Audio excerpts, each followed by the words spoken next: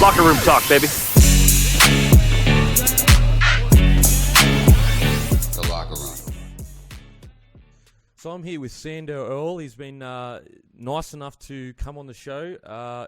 Literally, last few years for you, bro. I mean, I can't even put into words how hectic they must have been for you. You were literally the centre point of one of the biggest stories in Australia. You're living in Thailand now? Yeah. At the moment, I'm living in Thailand. So, it's definitely been a bit of a roller coaster. So how have you been, bro? Like, obviously you haven't been able to play footy. What have you been up to? Have you been? I know that you said you opened your own gym and you've been all into that. So, like, what have you been doing? Have you been like playing a little local footy or anything like that? Yeah, well, obviously I'm not really allowed to play any sport, as you might know. So basically, I come over here just to get away. I'd travelled here before on sort of a fitness holiday type thing, and I was lucky enough. I had a little bit of money left over from all the lawyer fees. And sort of just, there was a space open. I had this idea for a sort of a cafe health, like smoothie bar. Oh, yeah. And then pretty much just pitched it up straight away. It's obviously cost a lot less to do over here. Got into that. Before you know it, I was sort of working class, doing 12-hour shifts in my cafe, and it just boomed. It really took off. And then picked up a job in a gym here, a big strength and conditioning gym, which was something I love and something I knew from training. And then opened my own gym. And before you know it, I had a pretty hectic schedule and just been training people and training myself. So it's been pretty awesome. And so that transition of, like, obviously you knew a lot about your body and health and conditioning. That transition of, like, changing people's lives and giving them a healthy lifestyle, has that been kind of rewarding in a different way compared to footy? Yeah, it really has. I mean, it's definitely something I was always interested in, taking care of myself and whatnot. As you know, it varies with some of the boys. Some are interested, some aren't. But it's definitely something I was always interested in. And the chance to sort of train people and, I guess, take a bit of all the coaches I've had before and sort of motivate people. Yeah, it's been really rewarding. And I think people sort of vibe off that, so it's been really good. So we'll take it back a bit. Talking about your footy career, you grew up in, did you grow up in South Illawarra? No, I grew up in the eastern suburbs. Oh, the eastern suburbs, yep. Yeah, I was at Roosters Junior. Yep.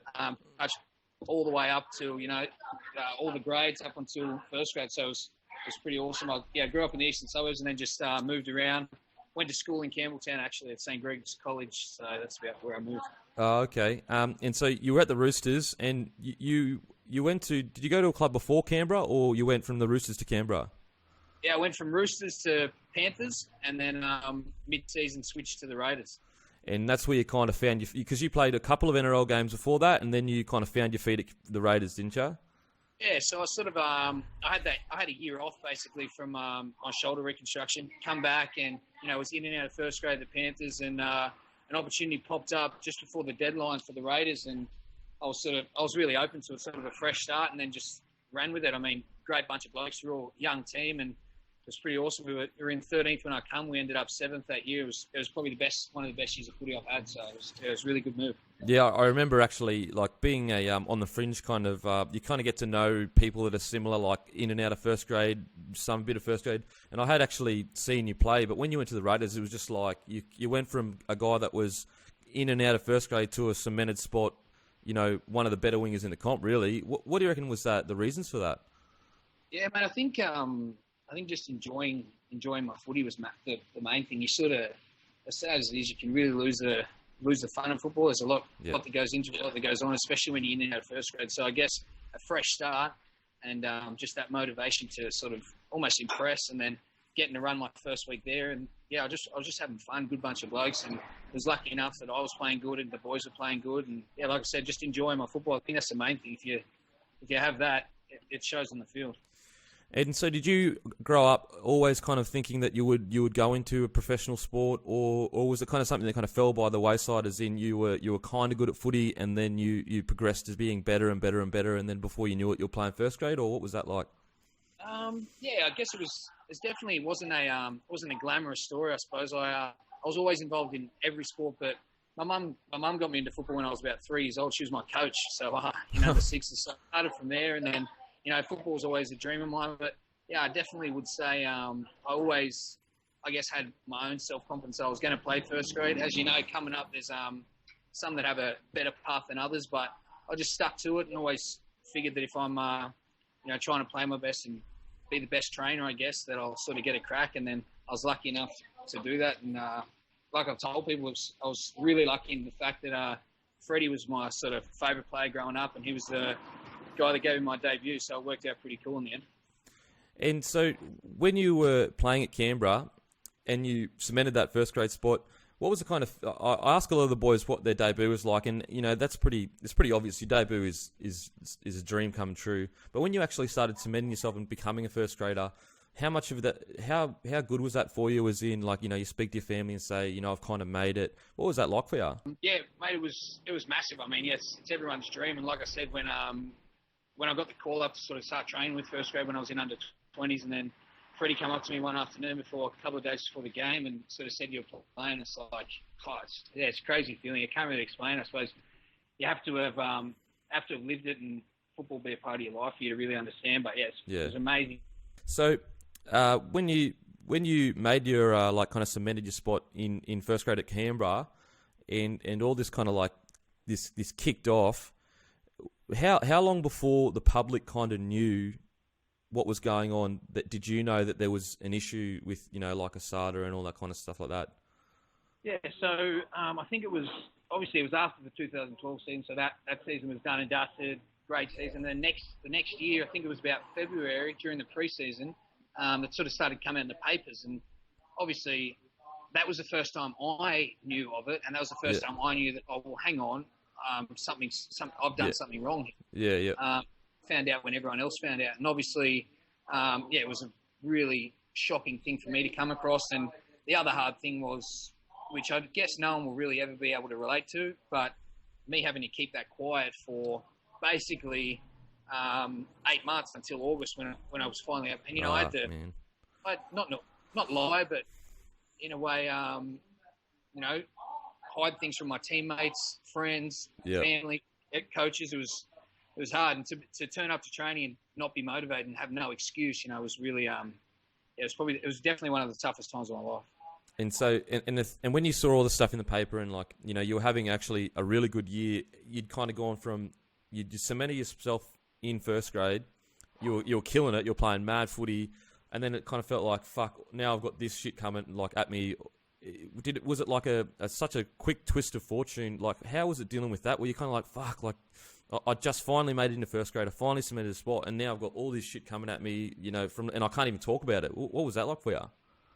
Mate, it was unbelievable. I mean, like I said, it was early stages then, so I knew something was going to be up, but I was sort of dealing with it all the way into the preseason games. Had a really good preseason, and was just trying to force myself to be excited about the season coming up, and then it just got more and more dramatic and more real that, looking back, no one knew anything. No one knew how it would be played out. But at the time, it just consumed my whole life and really turned everything around. I would just sort of, I would just have to deal with it myself. As soon as I was done with training, get home and just sort of, try and suck it up and deal with it myself. But no, and as time went on, there was no excuse in the public's eyes. But I was just down and out. Footy was done from there. Like I couldn't. It was a really hard time, and it was the main reason. I did come forward and get everything done. So you were speaking about you would go home and you would kind of have to just suck it up and cop it. Was there anyone you could speak to at all, like your family or anything like that, or? The only person I could talk to was my manager, George Mimas, who's been really helpful throughout the whole thing. But what could I talk about? I was sort of as much as I could. But it was a really tough time, and I always say, as much as I'm pretty proud of the way I got through things and handled things, but I definitely had a newfound respect for sort of depression and things like that. It's not, I would say I handled it well, but I can understand that, obviously it's a common thing in football now that I guess some people just go through some really dark times and everyone handles it differently. So I definitely seen the other side there. And so when it was all going down, like when you were, it was it CJC 2.9 peptides you were taking, the 2.9. Yeah. When that was happening, like in your mind, were you kind of like this is definitely wrong, or this is weird, or what were you thinking? Like, as in, because I know when I used to play and I had a bad shoulder, I would get injected by the doctor, and I would never ask what it was. I didn't even think about it. Now, obviously, there are different circumstances, but there is a bit of trust that is between players and doctors due to the fact that we don't really have the same knowledge that they have. What was that like for you? Did you know straight away that it was kind of wrong, or were you kind of like, this is a supplement and I kind of trust these guys? And Yeah, I mean, at the time, I didn't know, and I'm pretty certain that nobody knew what a peptide was, No. especially back then. So when it was just sort of explained to me, and this has been a sort of fact that's been thrown around, but there was no doubt in my mind that Stephen Dank was employed by our club and employed by previous clubs. Yep. Not only had our coaching staff at the Panthers said that, but he told us. Yep. And I knew he'd worked for the Sharks and AFL clubs and Manly before that. So when he came to our club and was setting up blood tests and whatnot, and I was injured, and I was sort of chatting to him, and he's like, "Look, there's a program we use, and he explained it to me as amino acid, protein, peptides, all this stuff, and he assured me that it wasn't illegal, and he's used it for other clubs before." Yeah. Of course, it was out in my mind. Following that, he's going to take me to a doctor, a proper clinic, have it administered, and the doctor's going to charge the club. I mean, for me, there was nothing. You can say, yeah, okay, I was maybe pushing the barriers a little bit at the time, but for me to be saying, am I doing something wrong? Am I doing something illegal? Well, I didn't think so. Yeah, well, that's the thing, because it's such a in-depth, like, there's so many things, the in-depth knowledge of the actual drug. We already use, like, for example, when I was talking about my shoulder injury, we already use like that for it's legal to use, but we don't know what's actually in the shot that they give us. So like, it's just like, what would be the difference between me taking a shot that has pain, take it away, and I don't ask the doctor, between you taking a shot from your club doctor that you don't ask? You know what I mean? There's a pretty fine line there. It is a fine line. It does suck, but I mean, like I said, I've always said, at the end of the day, it does sort of fall back on me. It's just sort of, it's not so much that I can't handle. It's probably the practice that's gone around it, the way things have been handled, the way things have unfolded. It's probably the most unfair thing. But yeah, it's just one of those things. I mean, at the end of the day, if I can send a message through to anyone, it's just that you're in charge of what goes into your body. You know what I mean? So just be as careful as possible, really. You kind of friggin' died on that cross, as in like a message to all these players, like you're the martyr for that kind of cause of knowing what's in your body. So going forward, when the media circus happened, and a lot of people, they watch the story and they see you on the TV during their night for 30 minutes or 20 minutes, and they have their opinion on it, and then they forget about it. Whereas for you, it was like literally constantly, every hour of every single day, you were getting hounded and peppered, and the whole of Australia had their opinion. Were at times did you feel like just going, guys, like, I'm just a person, like, fuck, I made an easy mistake that anyone could make, and yet I'm getting smashed by everyone? Were there times where you just wanted to just say, you know what, lawyers, I don't care you're telling me not to say anything, but I just want to tell everyone what really kind of happened? Oh, mate, 100%. I bet. I've thought about that day every day now for 2 years, but it just comes with the territory, I suppose. You're in the public eye. Everyone gets to have their opinion. It sort of flowed in stages. Obviously, when it first came out, and I was on the front of the paper as the drug dealer, so that obviously rattled me a bit, and that caused a lot of attention. But then I guess getting my chance to speak on TV sort of numbed it down and really humanised it a little bit, and people got to understand, oh, well, hang on, everything we read in the paper isn't exactly right. Yep.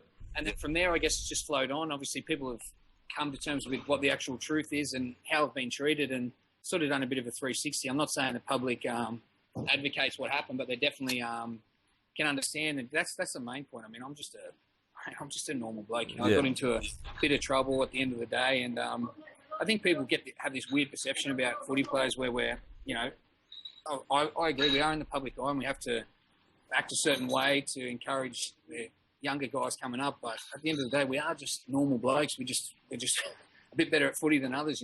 That's literally all it is. So it's a shame that it gets blown out a little bit sometimes. And also for people that may not be as educated on peptides aren't something like a steroid where you're injecting yourself with testosterone, which makes you this massive monster and be able to throw people around. Peptides are simply a thing that helps recovery, which makes you maybe able to train a little bit harder. So that's also another thing. You were painted as this guy that was taking this crazy performance-enhancing drug that would take you from being a local league player to a world beater, when in reality, it's a 1% or 2% thing, Yeah, exactly. And I mean, as you know, it's been used in other circumstances with other players and clubs and whatever circumstances they were in. But we know that, mine was used while I was injured. So there was no performance enhancement there. I was just trying to heal a bit quicker. And whether that happened or not, I'm not too sold. But yeah, as you said, they're just a sort of a small fragment, a small thing. I mean, I'd been tested plenty of times while I was being administered that, and nothing happened. So I never thought anything was up. You know. Yep, and also like with the peptide, like it's not something that even if you were taking that every single day before a game or whatever, it's not really going to impact your performance that much. It's not going to make you like that much faster. It's not going to make you that much, stronger. It's all it is a recovery thing. And there's actually not that much science about them yet because they're so new. There's not really that much science in it. So like another thing, like getting put on the front page for like on these performance enhancing drugs, people have this idea that you were like, taking this stuff and literally going out and throwing blokes around when it just really wasn't the situation that was going on. Yeah, that's it's a sad way it's been, but I guess that's as you know, that's how the media works. They can sort of spray it around as they like, but it's probably another disappointing thing. But like I said, as time has gone on, people are a bit more educated, a bit more understanding, and I really have had a lot of support, which I'm grateful for. So it's just a shame initially that something like that really got blown out of proportion, and I was the only one who had to cop it. Yeah. So I messaged my mates and I said, Sandor's 100% going to sue the NRL. When you saw that news, how frustrated were you? Yeah, I was very frustrated, I suppose. I mean, the fact that what I'd been told I was offered in the practice I'd gone through was so unfair, and then to see that deal sort of given was a bit of a slap in the face. Obviously, there are a few differences in my case, which I acknowledge, and I was happy in a sense for the Cronulla guys to get that punishment, as I know the ins and outs and the facts of what went on and who should be really held accountable. But it was a slap in the face, and the fact that all I'd gone through to make sure I didn't make any statements about any other players, or didn't comment on any hearsay, and then to go through the sort of unfair practice I did with the NRL and the startup, and then sort of see that pop up, it was disappointing. And like this is my theory is that there were so many Cronulla guys that obviously the cases were different, but my theory is that if those Cronulla guys get the same ban you do, Cronulla go under, in my opinion. And I honestly feel like if you were like 100% a scapegoat, if there were half the team of Canberra, there's no way you would have got the the same kind of 2-year ban.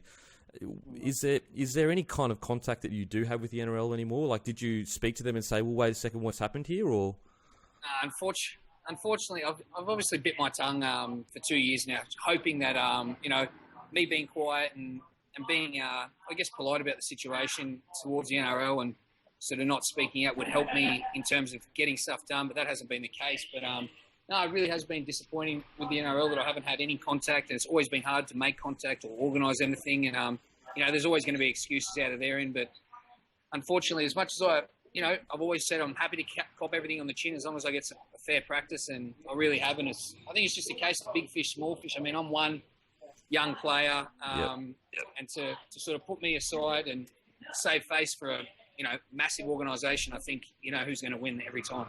Yep. And when you were originally talking to your lawyers, like what were their kind of advice? Did they say to you just keep as quiet as possible, or were there any kind of did the NRL follow the legal everything legally by the book, or were they pretty dodgy about everything? Like Look, I mean, it's hard to say dodgy, but definitely there's a lot of practices and a lot of things through the code that didn't go the right way, and definitely done illegally. But it's one of those things I always look back on. I could only fight within my means, you know what I mean? It was all relative. I mean, what I did at the start, coming forward and whatnot, I don't regret anything that's happened, but there was definitely a different way it could have been done. The legal representation I had was based on whatever I could afford and whatever was within my means, and I did get a lot of help in that regard, but I had to make a call. I was down and out. I just wanted to end, so I came forward and we got it all unravelled. From there, I was promised how things would go and whatnot, and that just wasn't the case, and it sort of spiraled on from there.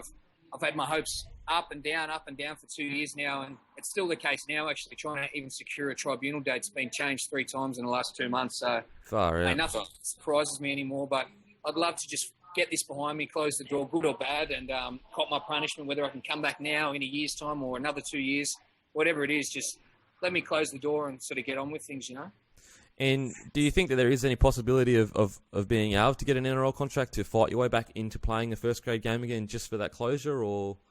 Yeah, I mean, definitely. Although I do keep my sights focused, it's probably taken me, it probably took me 18 months to be able to do that. Just really go, okay, I have to shut off the NRL and football for a while and really focus on what I'm doing, because it was taking over my life, and really the way I felt sort of was dictated around what's going on with football, which wasn't healthy. You know what I mean? So now I've sort of focused on what I'm doing, and if football pops up, it pops up. If tribunal's coming up, and 2 years or around about that would be an option. You know, I haven't been done any favours so far, so I doubt I'm going to be. But if it's not 2 years, I'd be really hoping it's 3 years. And you know, I'll be 26 at that stage when that comes around. And Still young. yeah, you know what? As hard as people might think it would be, for me, it wouldn't be. The motivation I'd have and the outlook and things I'd have. I mean, you can't buy that. So to go back and have a crack and go out on my own terms, it's still a dream that sort of lives on. So I'll definitely be looking at that as soon as I get a chance. And so, if you were to speak to, you know, another young man, like that is going through a hard time, like you've gone through, literally probably, there's not many harder things you could go through, like publicly humiliated by the media, you know, lies being said, spin, all that bullshit. What would you like when you're at your lowest low? What kind of pushed you just through that period where you thought that this is the worst you can get? What kind of pushed you through that? What would you say to a young man that's struggling? Yeah, I don't know. It really is a tough one, because you know it's really one of those things that sort of each to their own. Everyone's different. I've had my fair share of ups and downs, and I do look back and you know, it's probably one of the most things I'm proud of. Just looking back and being able to say, like, yeah, I really handled myself well. I didn't sit around moping. I just got up into things. But for people who are struggling, especially, I really look back and think about that interview where my mum made a point. It's really targeted just to football players who go through it. And, you know, in the bigger scheme of things in the world, our problems aren't really big problems, let's be honest. I mean, you know, it's just not playing football, but it consumes your life. And for young guys who are trying to crack it and really put their whole life and time into it and that sort of thing, you see it happening now. I see it, you know, in the news now with some young players being lost to the game. But it is really tough, and there's unfortunately no sport there. And it's something I'd like to make a change if I was got a chance to come back and sort of use my voice. But for guys who are struggling, it's just not worth trying to bottle it up and deal with it yourself. I would just really recommend finding someone. There's so many good people throughout the clubs and other players. If you can find someone to talk to, it's well worth it. Don't bottle things up and try and deal with everything yourself. You know, a lot of boys, a lot of players are probably going through the same thing. So that would be my main advice. Just drop the ego, drop the pride, and have a chat to someone about things.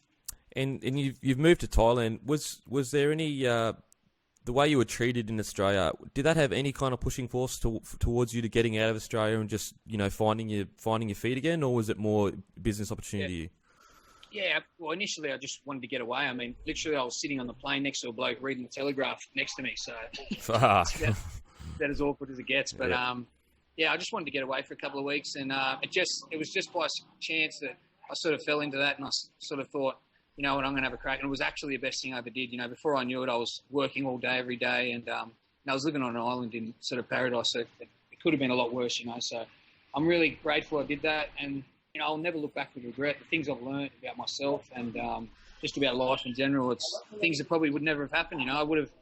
I would never put down football, but I would say that it is a bubble. You know, you really are consumed in that life, and you don't really get a chance to do much else. And looking from an outside perspective, that's sort of one thing I am glad that I was able to get away from, do something with my life, learn some stuff, and if I get a chance to come back with sort of a different outlook. And looking at a silver lining, when you went to Thailand, was it a really good reality check? As in, you see how people deal with poverty in Thailand. I mean, the living standard there is literally not even close to Australia, and the things these guys go through over there. Was it kind of a wake up call when you kind of said, you know what, it's not so bad? Yeah, well, it's one of the times among others that you know, obviously I got to do a lot of travelling with you know, we don't get too much time off the football, but that's one of the many things I've seen. And I just sort of, it really woke me up. There was a point there, you know, about a year ago where I just sort of snapped out of it and just said, you know, my problems aren't really problems. Like I said, you know, me wondering about what my next job is going to be or trying to get into an NRL club, you know, that's not really a bbig deal in terms of, you know, people that can't eat and, you know, have normal things like that. So when you come to that realization, it does sort of broaden your mind a bit, and you don't take things for granted, I suppose. And the silver lining is you've got a pretty big, a massive profile in Australia now. So you've kind of bounced off that, you've opened your gym and people would want to work with you. How's that been like, kind of taking the negative and turning it into a positive? Has that been active thoughts for you, or? Yeah, I mean, it's really good. I mean, it's obviously it took a little bit of time for people to sort of change their tune and see me in a different light. But once that happened, it's been great. I mean, a lot of people have said that if I never left Australia, things could have been different. Sort of, I was out of sight, out of mind, and so I would like to come back and do something, whether it's in the health and fitness industry or not. But I just feel like I'm sort of enjoying life at the moment, balancing that with a good work ethic. So I'm just trying to keep that balance of enjoying life and working hard and trying to make something of myself. And then I guess it'd just be, the dream is to come back, play footy, go out on my own terms, and sort of use that profile for some good and just keep doing what I'm doing in the industry I'm in. And we'll take it back a bit, speaking on a more positive note, because you scored one of the best tries I've literally ever seen. The try where you caught the ball and literally put it out whilst you were out. I can't even explain it. I want to give fans a chance to be able to see what was going through your head and the thought process as that try happened, because it was such a magical try. Every time I watch it, I'm literally like, how did you hold on to that ball? I've got really small hands, so I can't hold on to the ball with one hand. So walk me through it. When that try was scored, what were you thinking? Was it was set play? Yeah, mate, it was completely random, really. I mean, that was a year where I sort of came into first grade about halfway through with the Panthers and sort of cemented a spot, and I was just riding the wave, and we got to the finals against Canberra. I'd scored a try about 15 minutes before that, so I was pumped up. I was loving life. It was my first finals game, and the ball had come through the hands, and I'm always looking for the high ball or a kick, so I was looking for that. Before you know it, we'd gone hands all the way, and I sort of got it right on the sideline. And it's funny. I talked to obviously I played a lot of footy with Fergo, and I talked to him, and only a few weeks before he scored sort of a crazy try against Brisbane. There were 4 players on him. He was outside the line. It was awesome. I remember that. If I can score one of those, yeah. That'll just blow up your name. Yeah, mate, before you knew it, Reece Robinson was flying over to tackle me, and I just sort of jumped and ended up being a pretty special try. And also something else I wanted to talk to you about, with footy culture, it's a very masculine culture. It's changing now, but as you and me, came into the grades, it was still pretty masculine. You're a good-looking guy. You do a lot of modelling and stuff like that. What was that like for you? Obviously you get the piss taken out by the boys and stuff like that. When you, you're kind of like the new breed. I know Daniel Conn did a lot of modelling. A lot more boys are starting to do it. Was that ever something for you where you're kind of like, oh, I don't want to tell the boys that I'm, doing this photo shoot or that photo shoot, or? No, I mean, there's definitely a hole in the market there. So I had a manager that was very active off the field, and that was something I was definitely willing to dive into. It started off with a bit of cash, so that's that sort of got things. And then made from there, I guess it's something that I wasn't too worried about. I was pretty confident about, and then as you know, mate, once you get a name for that sort of thing, the jokes sort of wear off, and there's definitely more positives than negatives. What was the best joke? What was the best spray you've ever got sprayed about? Like that kind of stuff. Because I obviously I'm not a model or anything like that, but I get sprayed because I'm like, I take care of myself and all that kind of shit. So, what was the best spray you've ever had? I think I was 18, and George came to me with sort of something left field, and it was actually through the guy who's done the Gods of League calendar. So he had a underwear opportunity. Must have been something like 5 to 10 grand at 18 years old for like 4 hours work. And I was like, yeah, sweet. No dramas, whatever it is. But it just happened to be that it was the underwear brand Cock Socks. So they're on the internet. I'm sure most people have seen them. But when you typed in my name to Google and that sort of popped up, there's definitely there's a bit of banter there for the boys. It gets even worse when and your girlfriend's parents have Google. That popped up, so it was brilliant. It's still there, and I think it'll be there forever. So yeah. You should be proud of it now. Like it's one of those things that turned into something you're proud of. Yeah, exactly, mate. That cash at 18, I was more than willing to chuck on a Cock Socks. I want to talk to you more about your health and fitness and everything like that. You obviously take care of yourself. You know, is that a huge part of your life? Is it something that you're really passionate about when it comes to, you know, not just changing people's physiques, but also changing the way they live their life? Yeah, definitely. I think that's more so the focus. The more things I've seen, the more time that goes on. It's really a lifestyle change that constricts everyone from achieving their goals or being healthy and fit. You know what I mean? So whether it's work or you know, any stresses in their life, they seem to put training and their food and things like that on the back burner. So I guess it's changing that, encouraging that, making sure people realise it can be simple and scheduled around their lifestyle. And once you adapt that sort of healthy lifestyle and make more good choices than bad, I think that's what I really try to encourage. And yeah, it's something I'm really interested in. You can never know enough, never learn enough, and I'm always trying to learn and better myself. And yeah, I just love all different types of training and just trying to be as good as I can. I mean, there's some boxes I definitely like to tick, and that's all stemmed from footy, you know. So there's so much to learn, and I would be really excited to come back and just the different things I do and the time and effort I put into training be a lot different. And being into health and fitness, does it frustrate you the way you know, like the capitalist kind of, a lot of bullshit facts are out there, you know, the unhealthy way people lose weight sometimes? Is it frustrating trying to deal with clients and taking away that misinformation that they've received from maybe guys that aren't as educated as yourself? Yeah, I guess.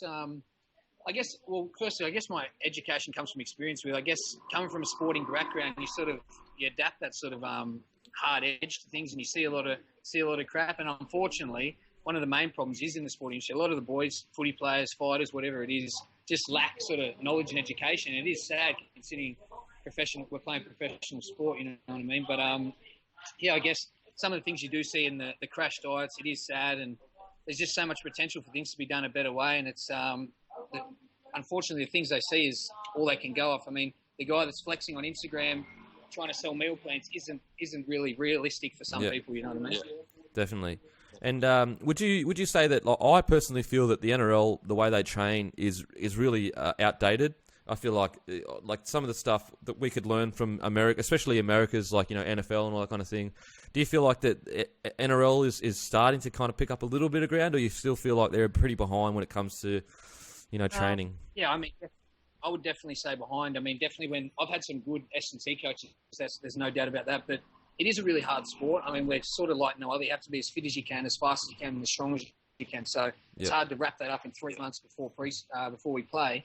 Try and knock that all off. But I do know for a fact, you know, I used to do a speed session, and at the same time, I'd be doing the same things that the prop and the other guys. Yeah, are doing, you know? 100%. You know, when this definitely we have to build up that aerobic fitness. We run so much, but there's definitely a time where I should be working on explosiveness and, you know, power and speed and things like that, and be segregated from the other players who are bigger than me or forwards, or just have a different style of the game. So I think that's one really easy thing that could be improved. Yeah, definitely.